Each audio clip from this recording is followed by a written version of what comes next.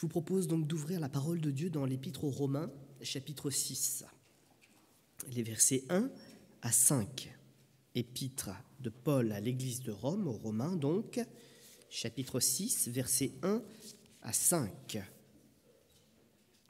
Romains 6, 1 à 5. Que dirons-nous donc? Demeurerions-nous dans le péché afin que la grâce abonde? Donc c'était en lien avec ce qui se disait avant.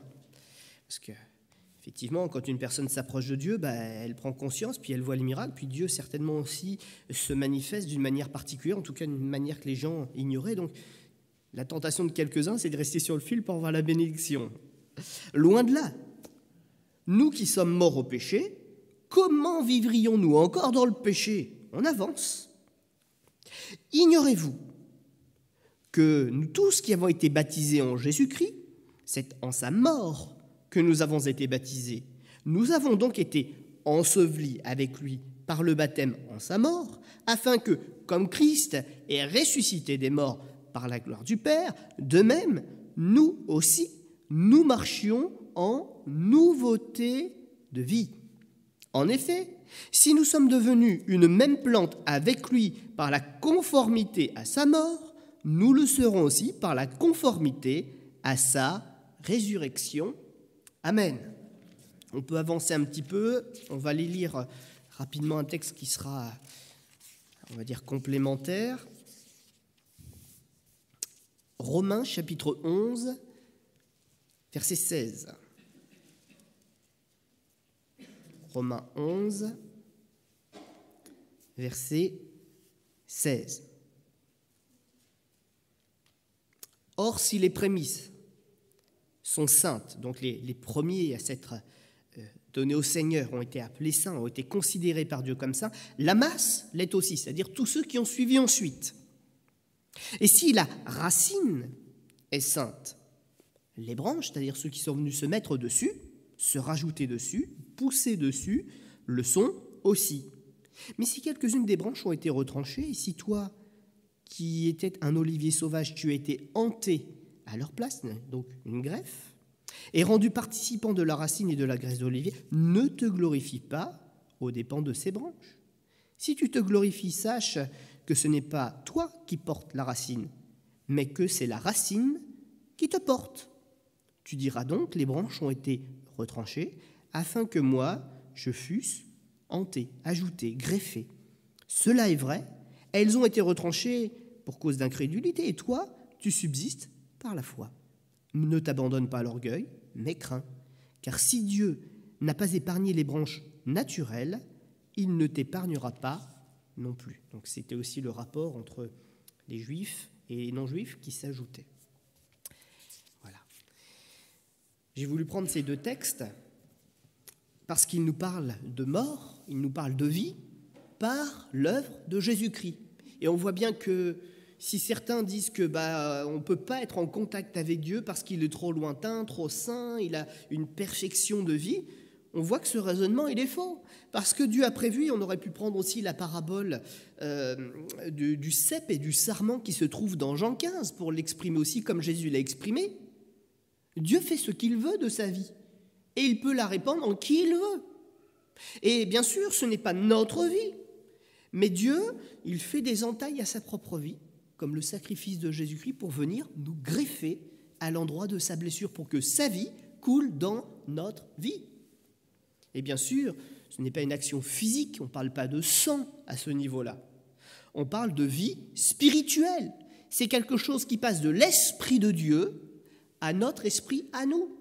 Et là, un geste magnifique. Il y a un geste volontaire de Dieu de se blesser pour venir nous greffer spirituellement à lui. Le commencement de la foi véritable qui amène aux authentiques expériences spirituelles avec Dieu, mais aussi aux transformations que nous aspirons à l'intérieur à vivre pour changer, pour trouver du repos pour nos esprits, se trouve dans la source de vie avec laquelle nous alimenterons notre âme. Nous alimentons notre âme. C'est-à-dire que naturellement, sans Dieu, on peut ajuster des choses dans notre vie. On peut en transformer quelques-unes, mais on ne peut pas trouver la satisfaction parce qu'on n'a pas ce qu'il faut à l'intérieur de nous pour aller plus loin que ce que l'on a. Or, ce qui nous manque est bien à l'extérieur de nous, bien plus loin de nous, sinon on le posséderait déjà, on serait heureux. Et donc, il faut trouver une nouvelle source de vie. Il faut s'attacher à une nouvelle source de vie. Il faut recevoir une alimentation qui vient d'ailleurs, qui vient de Dieu. Et le plan de la croix pourrait être dépeint de cette manière-là. La blessure qui a laissé s'échapper la vie de Christ est ouverte pour que nous puissions nous y greffer. Il ne suffit pas donc de savoir, ni même simplement de croire que Dieu existe. La Bible nous enseigne bel et bien d'être comme ce sarment greffé en Christ qui est, eh bien nous l'avons lu, le tronc, la racine qui porte la vie, pour recevoir ce qui vient de lui. Un greffon spirituel qui va désormais permettre d'insuffler en nous un nouveau courant de vie et amener nos esprits jusque-là fatigués, accaparés, à produire des choses nouvelles, de nouvelles pensées, de nouveaux comportements, des projets mais qui ont une direction qui peuvent recevoir l'approbation de Dieu, donc bien orientés. Cette greffe nous libère aussi d'une malédiction, c'est que nous n'avons, nous, qu'une étincelle de vie. On l'a déjà vu dans des messages précédents. Nous sommes comme une herbe qui peut être facilement balayée, puis se flétrir.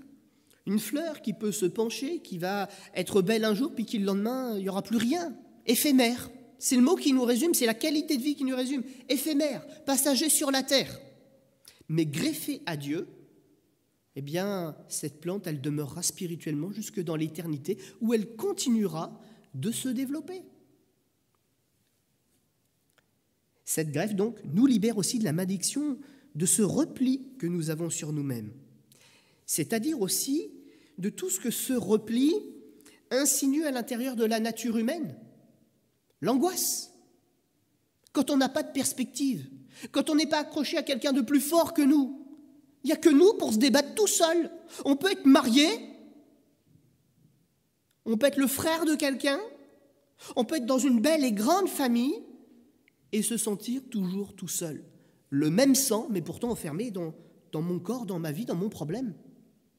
Et avec cette greffe, ça peut nous sortir aussi de là, ça peut nous aider, et Dieu l'a montré à bien des égards, dans bien des vies, certains pourraient même ici en rendre témoignage, nous libérer de nous-mêmes, nous emmener plus loin, libérer des angoisses intérieures, de notre égoïsme, de la peur de la mort.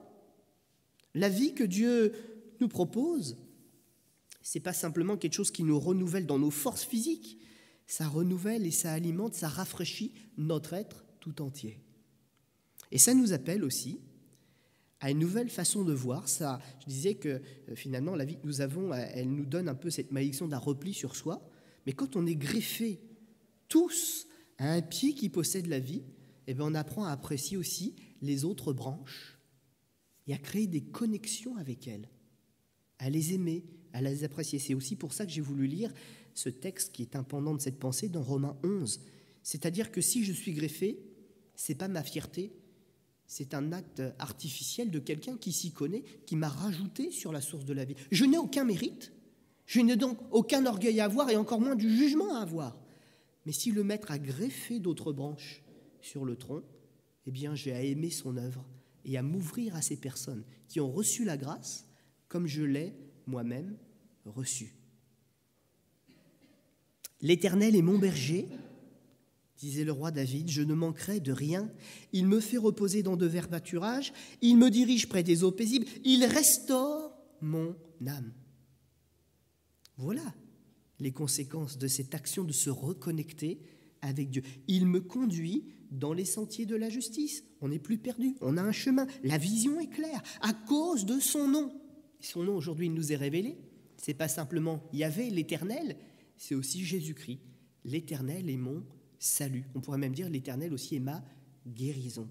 Quand je marche dans la vallée de l'ombre de la mort, eh bien là maintenant, je ne crains aucun mal parce qu'il est avec moi. Je suis en lui et il est en moi. On est greffés ensemble. Ta houlette et ton bâton me rassurent. Donc ça, c'était le psaume 23. Et j'aimerais donc associer un mot un peu plus théologique à cette image que nous partageons. C'est le mot régénération. On pourrait dire aussi qu'il est synonyme d'un autre mot peut-être que l'on connaît un petit peu mieux, renaissance. Quand j'étais mort, bien que vivant, mais que je n'avais pas de perspective de vue, que je craignais la mort, mais que maintenant, attaché à Dieu, j'ai l'impression d'être libéré de ce fardeau de la mort. C'est même plus qu'une impression, c'est le miracle de la croix. Je n'ai plus les terreurs de la mort pour me poursuivre. Je sais que la mort, ça fait mal, que ça peut faire mal, que ce n'est pas un moment agréable que je vais attendre avec impatience. Mais je sais aussi que celui qui est ressuscité me ressuscite avec lui. Je nais de nouveau. Cette régénération, renaissance, nous amène à cette expression que Jésus a utilisée dans l'évangile de Jean, chapitre 3, pour parler à Nicodème, pour lui expliquer un des mystères du royaume de Dieu. Il te faut naître de nouveau. La régénération, ou être greffé à Dieu, qui peut aussi se traduire par né de Dieu ou né de la volonté d'en haut. Et c'est ce principe donc que Jésus a exprimé à ce docteur de la loi mosaïque venu le questionner. Éphésiens chapitre 2, donc là on a parlé d'une expression de Jésus, mais les apôtres ont vécu la même chose après, ils l'ont enseigné avec leur sensibilité. Et dans Éphésiens chapitre 2, on voit quelque chose qui synthétise assez bien toutes ces vérités que nous venons de voir. Le chapitre nous dit que par l'œuvre de Christ, nous avons été rendus à la vie. C'est-à-dire que ce qu'on vit aujourd'hui, ce n'est pas la vraie vie. C'est un reste, un reliquat de ce qu'on avait quand le premier homme était vraiment en connexion parfaite avec Dieu, qu'il n'y avait pas encore le péché. Mais ce que l'on a aujourd'hui, c'est une étincelle, un reste qui s'étiole, quelque chose de faible et de passager. Mais quand nous venons à Jésus-Christ, nous sommes rendus à la vraie vie à laquelle nous étions destinés. Et on ne va pas se mentir, chacun à l'intérieur de lui, quand il réfléchit sur sa vie, sur ses ambitions, sur ce qu'il a envie de faire, il y a une multitude de choses, il y a un flot de choses qu'il se sent capable ou même appelé à faire. Mais la réalité, c'est qu'on n'en est pas capable. Mais quand nous venons à Christ, nous sommes rendus à cette capacité. Parce que la puissance qui nous manque, la puissance de Dieu finalement, la puissance de l'éternité, elle redevient accessible. Parce que, orientés dans la volonté de Dieu, nos projets, ses projets, ne font plus qu'un. Rendus à la vie avec lui, avec Dieu le Père, nous formons maintenant, dit l'Écriture, donc toujours dans ce Éphésiens chapitre 2, qui le déclare, un seul corps. Alors un corps pas physique, mais spirituel. Il nous dit encore, Éphésiens 2, que le voile d'ignorance qui était jeté sur notre intelligence vient enfin d'être levé et que nous avons à nouveau accès à la compréhension, partielle c'est vrai, mais des choses de Dieu. Que nous ne sommes plus pour lui des étrangers et que tout en nous désormais, subit un travail qui lui permet désormais de se comporter comme un véritable temple que Dieu peut honorer de sa gloire. La régénération, c'est tout ça. Et elle commence, cette régénération, elle aussi par une étincelle, mais une étincelle que nous allons pouvoir entretenir et développer. C'est ce jour où, après avoir entendu un appel de Dieu, une parole de Dieu, une révélation que nous avons crue et saisie, nous l'avons laissée entrer. Et depuis, elle a fait son cheminement, cette étincelle. Un principe donc que j'aimerais exposer avec vous, qui existe pour le péché comme il existe pour le salut, c'est le fait de le développer. Le salaire du péché, ça sous-tend donc un travail. Le salaire du péché, c'est la mort. On connaît tous ça, on le cite ce verset. Mais on cite beaucoup moins souvent, travaillez à votre salut, ou permettez à votre salut de travailler. Et oui, quand on est occupé à travailler aux bonnes choses, à notre salut, à bâtir sur ce que le Seigneur nous a donné, il n'y a plus de place pour le mal. Mais c'est une activité, le salut n'est pas quelque chose de passif. J'ai reçu, puis maintenant j'attends. C'est pas ça le salut. Le salut, il est vivant. Le salut, il se développe. Le salut, il se multiplie. Et le salut porte des fruits. Il y a une rencontre avec Dieu, donc c'est un point initial, une révélation initiale qui bouleverse notre cœur, mais ensuite on entre dans un processus. Et le roi David, quand il prie, il demande souvent au Seigneur de renouveler son âme. de la purifier. C'est ce qu'il demande, ce qui est aussi donc une autre façon de dire que le salut n'est pas quelque chose de simplement ponctuel, c'est quelque chose qu'on le reçoit, c'est un cadeau sur l'instant, mais après j'en suis le dépositaire et c'est à moi d'en faire quelque chose. Une révélation qui bouleverse notre cœur, mais là ce n'est que le début du chemin. En effet, c'est là que nous devons accepter maintenant une action de Dieu pour que ça aille jusqu'au bout. Une action de Dieu en la personne du Saint-Esprit. Et ce Saint-Esprit travaille avec nous. Il commence ce processus de sanctification qui durera toute notre vie terrestre. C'est pour ça que Jésus, quand il a interpellé les gens qui l'écoutaient dans ses discours, il a expliqué la foi comme quelque chose qui continue de se faire. Il commence bien sûr par le début, un acte initial, croire. Si tu crois au Fils de Dieu, si tu crois en Jésus de tout ton cœur, de toute ton âme, de toute ta pensée. Après, il dit, si tu as cru, va plus loin. Il faut maintenant que tu abandonnes ton péché, mais aussi que tu le nommes, que tu le dénonces. Non pas pour te glorifier d'avoir péché, mais parce que c'est l'ennemi à abattre et que tant que tu ne l'as pas vraiment dit, il est toujours là quelque part. Tu l'excuses encore un peu, mais quand tu l'as dénoncé pour l'abandonner, il n'est plus dans ta vie. Confesse ton péché, confesse Seigneur Jésus, engage-toi avec lui. Comme ça, le lien qui te retient loin de Dieu, il est rompu. Et après ça, il y a encore un verset qui intervient. Il y avait celui qui croira et qui se fera baptiser, mais il y a aussi celui qui croira et qui persévérera jusqu'au bout sera sauvé. Croire, confesser, s'engager et persévérer, voilà le programme de la terre pour chacun d'entre nous. Je vais donc sur un petit peu une suggestion qui m'a été faite la semaine dernière. Je vais parler un petit peu dans ce cadre qu'il fallait dresser en premier, parler des fruits de l'esprit. Et je vous propose donc de faire une lecture dans l'épître aux Galates,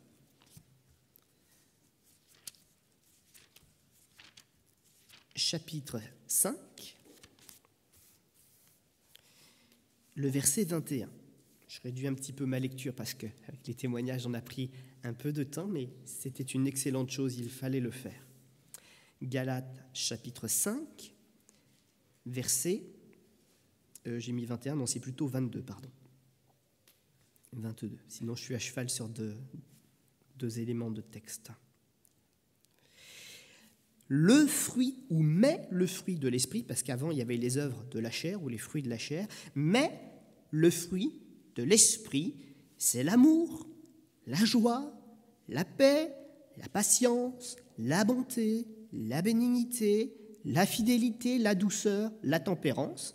La loi de Moïse, la loi qui nous explique ce qui nous fait blesser le cœur de Dieu, la loi n'est pas contre ces choses. Donc la loi n'est pas contre tout. Il y a quand même des bonnes choses à faire, à pratiquer, qui ont l'approbation de Dieu. Ceux qui sont à Jésus-Christ ont crucifié la chair avec ses passions et ses désirs. Et si nous vivons par l'Esprit, marchons aussi selon l'Esprit. Ne cherchons pas une vaine gloire en nous provoquant les uns les autres, en nous portant envie les uns aux autres. Donc il y a ici une liste. Galates 5, 19, 21 nous relatait les dérèglements observés chez tous les hommes qui ne tirent pas leur vie nouvelle, ou qui ne tirent pas leur vie, de Dieu. Et puis après avoir mis en évidence ce qu'est un être naturel, comme on peut très bien le connaître, une facilité à adorer d'autres hommes qui ne sont pas meilleurs, les différents dérèglements, l'immoralité, les colères, les jalousies, les disputes, les divisions et autres. Après avoir dressé ce tableau que l'on connaît très très bien parce qu'on le côtoie tous les jours, l'apôtre Paul nous dit que nous, on a réussi à trancher avec cette vie-là.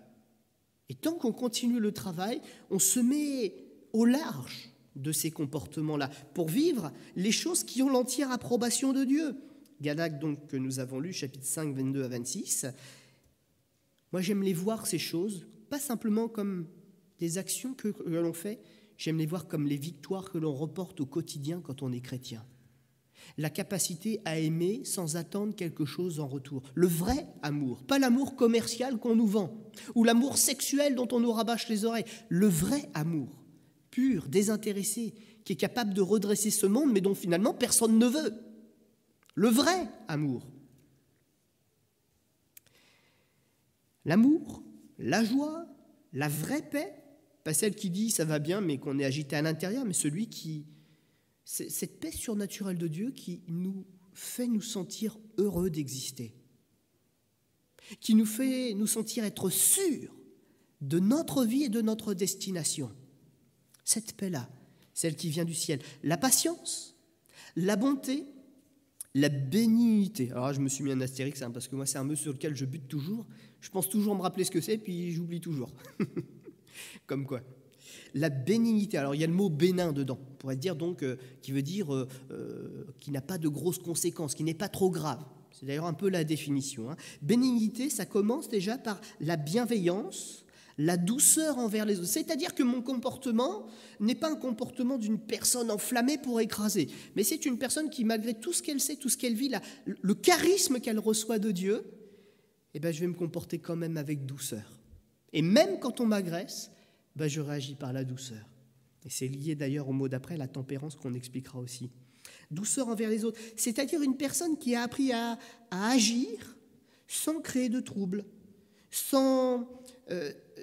qui va toujours se retenir parce qu'elle va d'abord avoir cette sagesse de regarder aux conséquences de ses actes. Même quand on a le droit de faire, mais il y a un élan à préserver les autres aussi. J'ai le droit de faire ce que je fais, mais dans l'amour nouveau qui est en moi, j'ai aussi cette douceur de dire, si je le fais, ça va faire ça, je peux le faire. Mais si ça a un impact négatif, ou si la personne le percevra mal, par amour, je ne le ferai pas. Paul le disait, en Christ, on est libre. On peut faire une multitude de choses, mais on regarde d'abord à notre prochain. Et s'il le perçoit mal, alléluia, je le sacrifie pour Jésus, c'est une offrande agréable au ciel. Voilà. Et la tempérance, c'est une capacité que nous perdons de plus en plus, je trouve. La capacité à faire confiance à Dieu, mais tout en développant cette maîtrise de soi, la maîtrise de soi. De se contenir, de modérer nos envies. Ce n'est pas un péché que d'avoir des envies. Moi, j'aime bien mon petit café. Le matin me fait envie quand je ne l'ai pas. Mais dans la maîtrise. Maîtrise des envies, maîtrise des désirs. Et on pourrait associer un autre mot qui finalement est cette sobriété dont on nous parle dans les Écritures. L'inverse des excès irrationnels, incontrôlés. Tout est possible donc, mais tout n'est pas utile. La personne du Saint-Esprit donc, c'est là qu'elle trouve toute sa place. Je ne parle pas du baptême dans le Saint-Esprit. Mais au moment où nous donnons notre cœur au Seigneur, le Seigneur travaille avec nous en la personne du Saint-Esprit. Le Seigneur Jésus nous a dit lui-même que le Saint-Esprit viendrait pour cela, puisqu'il a dit « Moi, je dois partir, ce qui vous est avantageux. Parce que du ciel, je vous enverrai un autre moi-même. » Littéralement, c'est ça qui est écrit dans les Écritures, qu'on connaît aussi sous le nom de consolateur ou avocat. Le paraclète, celui qui vient à nos côtés, sur lequel on peut s'appuyer, qui prend notre défense quand ça ne va pas. Le Saint-Esprit en tant que personne qui combat pour nous et avec nous. Et je vais même aller jusqu'à dire, c'est notre compagnon invisible du quotidien. C'est notre compagnon du quotidien déjà pour travailler notre propre vie. À un moment, j'ai failli dire notre compagnon silencieux. Ça, c'est faux. Parce que quand on le connaît, qu'est-ce qu'il parle, le Saint-Esprit ? Qu'est-ce qu'il nous reprend ? Qu'est-ce qu'il nous enseigne ? Qu'est-ce qu'il nous console ? Quelle parole extraordinaire de consolation nous recevons tous les jours dans ce monde pour nous tenir debout. Quand nous le laissons, lui, Dieu vivant, nous parler. Amen. Et forcément, d'une telle relation, notre cœur, il est travaillé, travaillé dans l'amour, travaillé dans toutes les choses qui lui manquaient avant. Et un cœur qui se sent aimé, c'est un cœur qui produit des fruits dignes de sa repentance, puis dignes de cet amour, ces fruits que nous avons lus tout à l'heure. Tout au long de cette grande aventure, le Saint-Esprit est à nos côtés, travaille notre cœur comme un compagnon donc, du quotidien et nous emmène dans cette grande aventure, ce grand chemin du royaume de Dieu. La régénération, donc, je la place comme le résultat de l'action du Saint-Esprit, c'est vrai, mais pas que lui. C'est lui et nous. notre compagnon. Le miracle, c'est pas que quelqu'un fasse tout à notre place, ce serait faux. Beaucoup de gens viennent à Dieu en disant « Ah, j'ai prié, il ne s'est rien passé. » Mais t'as fait quoi pour que le Seigneur puisse agir dans ta vie ? J'ai prié. Puis après, t'as fait quoi ? J'ai regardé la télé. Oui, d'accord, mais tu ne crois pas que ce que tu as fait toi après avoir prié, ça a un peu parasité ce que le Saint-Esprit voulait faire et ce qu'il voulait te dire à ce moment-là ? S'il n'y a rien qui s'est passé, c'est que tu n'as pas pris ta part. Tu n'as pas pris au sérieux. Tu as prié peut-être de tout ton cœur, mais l'action qui était à mener, tu ne l'as pas prise au sérieux. Et mes amis, souvent l'échec, il est là. C'est parce qu'on espère que quelqu'un d'autre le fera à ta place, à ma place. Et c'est là l'échec de beaucoup, dans leur religion. Parce qu'ils n'ont pas compris ça. Dieu, ce n'est pas un bon génie où on frotte la lampe et qui fait les choses à notre place. C'est un Dieu, nous l'avons lu d'ailleurs tout à l'heure, le mot y était, que l'on craint parce qu'il est saint et puissant, et que tout l'enjeu de ce que nous vivons avec lui, c'est de le rejoindre lui, parce que ce n'est pas lui qui est perdu. C'est nous. C'est nous qui sommes perdus. Dieu ne fait pas tout donc à notre place, il nous responsabilise. Jésus l'a fait avec ses disciples, et ça c'était clair, mais Dieu continue de le faire avec nous. Même s'il est invisible, je peux vous garantir que quand on écoute sa voix, c'est bien ce qu'il fait. Parce qu'après tout, ce que nous avons vu Jésus faire de nos propres yeux, ces témoignages qui nous sont rendus, reflétaient l'état d'esprit du Père que nous ne voyons pas. Par le Fils, le Père s'est pleinement révélé. En Éden, le premier homme et la première femme ont acquis bien malheureusement la connaissance du mal. Le problème, c'est que comme ils n'en avaient pas la maîtrise, qu'ils ont mal fait les choses, ils ont fait les choses sans Dieu, ils se sont aussi trouvés séduits par le mal, au point de le pratiquer sans retenue, ils s'y sont perdus. Mais grâce à ce que nous vivons aujourd'hui, cette réconciliation, cette reconnexion à Dieu, Dieu peut maintenant nous transmettre ce qui nous manquait, ce qu'il appelle le pouvoir de faire de nous des enfants de Dieu. Et ça commence par une chose, la capacité de dire non au péché, de le dénoncer et de pratiquer le bien pour ne lui laisser aucun accès dans notre cœur. Cette notion donc entraîne directement, vous l'aurez compris, notre salut. Cette sanctification sans laquelle nul ne verra le Seigneur. J'ai rajouté des petites choses dans cette phrase pour être complémentaire, donc là je l'ai paraphrasé sur ma petite fiche, mais j'ai marqué « sans la sanctification authentique et active que nous reconnaissons d'ailleurs à ses fruits, on reconnaît un arbre à ses fruits, nul ne verra le Seigneur. » Jacques le disait de la foi, ça. Montre-moi ta foi sans les œuvres. Il nous faisait entendre quoi par là ? Que si tu dis que tu crois, mais qu'il n'y a rien dans ton attitude et dans ta vie de chrétien authentique, tu n'as pas la foi. C'est pas vrai. Sans la sanctification authentique et active, que nous reconnaissons, que le monde peut reconnaître, nul ne verra le Seigneur. Alors, je ne vais pas aller plus loin aujourd'hui ici, parce que sinon ça va être un peu long, mais le prolongement, après avoir parlé de ce que la personne du Saint-Esprit fait à nos côtés et qui est accessible à tous ceux qui ont donné son cœur au Seigneur à l'instant même où ils le font, il y a un prolongement par la puissance. Et c'est là où on reparlera un peu plus tard du baptême dans le Saint-Esprit, qui lui aussi a des conséquences bénéfiques, mais d'une autre nature. Ce sont, à l'inverse de ce qui est porté par nous, par notre nouvelle nature en train d'être changée, ce sont des choses que le Saint-Esprit déverse en nous et qui se manifestent de façon extérieure et surnaturelle. Mais là, ce n'est plus pour nous, ce n'est plus le changement de notre nature à nous directement, mais c'est parce que nous devenons des canaux pour servir le Maître. Et donc, la parole du Maître coule en nous et devient audible aussi aux autres personnes. Donc ça, c'est ce que nous verrons une prochaine fois, peut-être pas la semaine prochaine ou dans 15 jours, mais une prochaine fois dans l'épître de Paul aux Corinthiens. Il y a 3 chapitres clés, si vous voulez prendre de l'avance, je vous les donne, et je vous les explique très rapidement. 1 Corinthiens chapitre 12, c'est plus la personne du Saint-Esprit, c'est une part de sa puissance, qui est mise sur notre vie, pour qu'on puisse travailler, non plus en compagnon du quotidien pour notre sanctification seulement, mais là on parle vraiment de servir dans le monde pour le Maître. Donc il y a une liste de dons spirituels dans 1 Corinthiens 12. 1 Corinthiens 13, c'est la notion centrale de l'amour de Dieu. Parce que si j'ai la puissance, c'est bien, mais si je l'utilise pour casser et blesser, rabaisser, ça ne va plus. Il y a un équilibre, même dans la puissance de Dieu. Et cet équilibre, l'apôtre nous l'enseigne, et ça passe par l'amour, ce premier fruit de notre transformation de nature. Et 1 Corinthiens chapitre 14, c'est comme Paul le fait toujours, le côté pratique.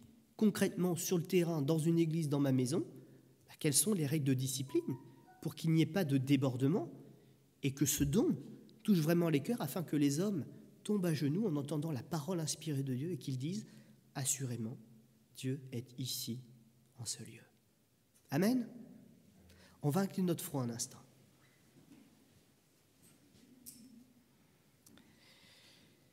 Seigneur notre Dieu, merci de ce temps d'enseignement, d'étude, de réflexion à la lumière de ta parole, et que chacun d'entre nous, bien que nous ayons vécu un instant initial avec toi, que nous avons permis à la révélation d'entrer, que nous avons accepté d'entendre ce que ta présence invisible mais bien réelle nous communique tous les jours par le Saint-Esprit, et bien que ces choses ne restent pas à l'état embryonnaire, comme d'ailleurs nous avons lu aussi dans notre toute première lecture. Est-ce qu'on va rester sur le fil de la foi, à l'instant où Dieu fait que bénir et on ne prend pas notre responsabilité d'agir? Est-ce qu'on va en rester là? Moi, je crois, Seigneur mon Dieu, que ce matin, nous avons déjà fait, pour la plupart d'entre nous, pour ne pas dire tous, le choix d'avancer loin avec toi. Que nous t'abandonnons tout, que nous sommes ici, non pas pour nous réjouir d'être sauvés, mais qu'on a envie d'un salut actif, d'un salut efficace, d'un salut qui bouleverse le monde encore aujourd'hui. Et si notre vie a déjà commencé à être transformée, si les gens autour de nous s'en sont rendus compte, ce n'est pas un orgueil pour moi, parce que finalement, si on considère le début de l'humanité, ce que l'être humain vivait dans le jardin d'Éden, c'était la normalité. Aujourd'hui, je ne suis pas le meilleur, je suis juste l'homme, la femme normale que Dieu attendait et avait créé. Mais ce qui peut être surnaturel dans ma vie, c'est que les gens me voient choisir Dieu plutôt que le monde. La difficulté de combattre pour une foi saine, une vie pure, plutôt que la facilité de dire « je suis chrétien, puis maintenant j'attends d'être enlevé au ciel ». J'ai envie de m'engager, mais de m'engager d'une manière active, authentique, avec toi ce matin. Alors s'il te plaît, Seigneur, qu'à tous ceux qui ont cette même prière, en ce lieu et en tous les lieux de la terre où il y a des hommes et des femmes de foi, accorde-nous, s'il te plaît, une réponse favorable. Remplis-nous de ton esprit jusqu'à déborder. Accepte d'être tous les jours présent, audible, sensible à notre cœur, à notre vie, pour que nos progrès continuent. Et puisqu'il y a la puissance aussi, enseigne-nous la puissance, afin que nous ne soyons pas juste de bons serviteurs. Le bon, l'agréable, c'est vrai, mais il y a le parfait de Dieu. Et puisque le défi m'est lancé, eh bien, donne-moi la folie de croire que je peux tendre jusqu'au parfait pour ravir ce prix et remporter le défi. Amen.